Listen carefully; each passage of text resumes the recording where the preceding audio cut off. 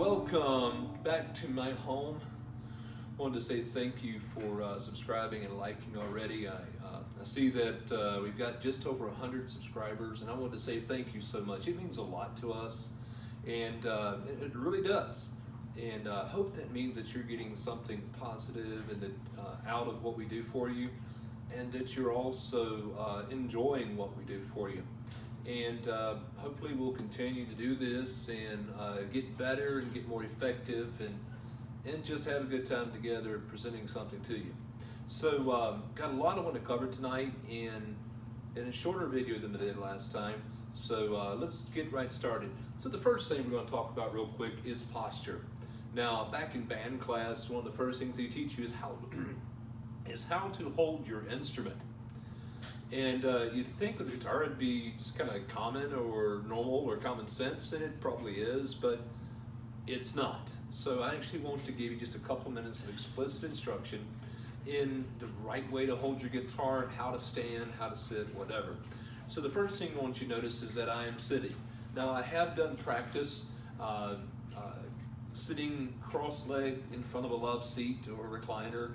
I have played guitar just for the fun of it while leaning up against the wall at an airport waiting for an airplane to take us to wherever. But those are certainly not ideal. Number one is that if you're doing that, you need to stop because it puts your body in a very bad position. It hurts your back, and it puts you in a position where you can't get to all the chords and the finger positions that you need to get to in order to function properly. So let's talk about sitting. Okay, there's a way to sit in the chair or in the stool when you're practicing. So take a look at the way I'm sitting. Now I'm in a chair. You can actually get a stool for this that's meant for playing guitar or practicing instruments. I don't have one. I have a chair, so I'm sitting in one, but I don't have any arms on the chair. That leaves me to freedom, and I've got room to move around. Second thing I want you to notice is that how the body of the guitar is positioned between my thigh and the crook of my hip, so that it's comfortable, it's secure, and I can still reach around and grab whatever strings that I want to. Okay, so sometimes if I'm sitting in a chair that's a little bit higher, or maybe I'm sweating a little bit, and this guitar will start to slip, you'll see me pick my feet up and kind of just support it a little bit better. That again locks it in to the crook between my hip and my thigh. What I'm trying to do there is just get it so it doesn't move and doesn't slide away. All right. The next thing I want you to notice is that I've got this guitar position so that I can get to any chord I want to. All right. Now it's a little bit easier to do this when you're sitting down because the neck of the guitar is already fairly level, and I can get anywhere I want to on the neck and play pretty much any chord I want to from this position. It's relatively easy. So bear that in mind. And now you may have to adjust your particular position with the neck. You might want to bring it in a little further, bring it out a little further, up.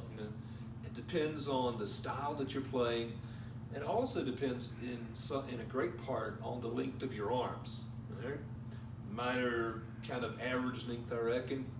So whatever. The next thing I want you to notice about me sitting is that even though I'm sitting, I'm kind of leaning forward from the edge of my seat, and my back is relatively straight. That puts me in a position to breathe properly. Now, you may think that breathing's not important because this is the music you're making, but breathing is actually just as important, in my opinion, where you're playing guitar as it is while you're singing. It's even more important for me because guess what? I'm normally playing while I'm singing, or vice versa. So the second major position in which you can practice is actually standing up. And because I want you to see something, I want to physically demonstrate some things, I'm going to stand up. So, my back and knees will cooperate. I'm standing up now. Okay, going to move the chair back just a little bit.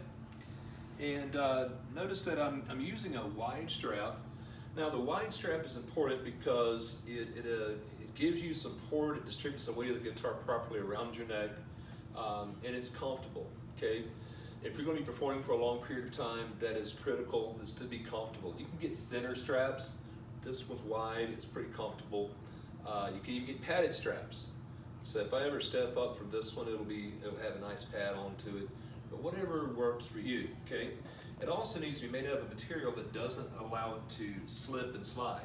All right, I'm wearing this cotton t-shirt here, and but if I start sweating, the strap I had before, it'll slip and go down here, and it'll just be really uncomfortable and kind of awkward to continually adjust. So get it of a leather. I think leather is a good material for this because, again, it's comfortable and it doesn't let it slide. All right, next thing, my back is still straight and I'm still able to breathe. Again, breathing is absolutely just as critical because you're trying to keep time, and breathing in time is important. It helps you keep your rhythm, and music is all about rhythm and pattern. So next thing, notice my feet in my blue shoes are actually about shoulder width apart. Now, this is okay for just standard practice, just goofing around and having fun, or even just full-scale practice. But what I want you to notice is that during performance, I learned something during public speaking that I apply during performance. What I'll do is I'll put one foot in front of the other. Now, for me, I'm right-handed, so it's the right foot first, and I'll kind of lean forward a little bit. That presents a sense of urgency. It also makes me stable. When you're nervous and you're trying to perform, you'll tend to sway side to side, kind of like this. Whee! All right, and it makes you look unstable, and it makes you feel even more nervous than you already were. So put one foot in front of the other, lean forward, you can lean back a little bit. It's not as noticeable, and it makes you feel more confident and more stable, and that in turn will come out through your music. Now, next thing I want to talk about real quick is the distance of your strap, the length of your strap. Now, I've got a friend who, when he plays lead, his guitar's way down here. Now, he's got longer arms than I do, but his guitar's way down here, and he's just running riffs and scales and whatever magic he creates on that guitar, on those strings, and he's just having a good time with it. Me, I like it like this. I'll play more rhythm than anything else, and again, I've got this nestled into my body. It's part of me. I can reach around with my poor old short arms, and on the neck of the guitar, I've got it situated at a point where I can get to any chord I want to, okay? And that is absolutely critical for what you're doing. You want to make your life convenient and easy in this sense, okay?